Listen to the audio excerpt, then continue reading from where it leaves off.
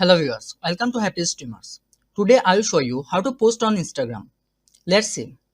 Go to Instagram, then from the bottom, click plus icon. Now your recent photos will be shown up. You can select photos from your gallery, click gallery and select the folder. Now select the photos you want to post. You can also select multiple photos by clicking multiple photos icon beside your camera icon, then select multiple photos. Now from the top right corner, click the arrow icon.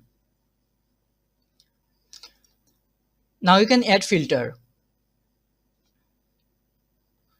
Now from the top right corner, click arrow icon again. Now write the caption of your post. Now you can tag people. You can also add location.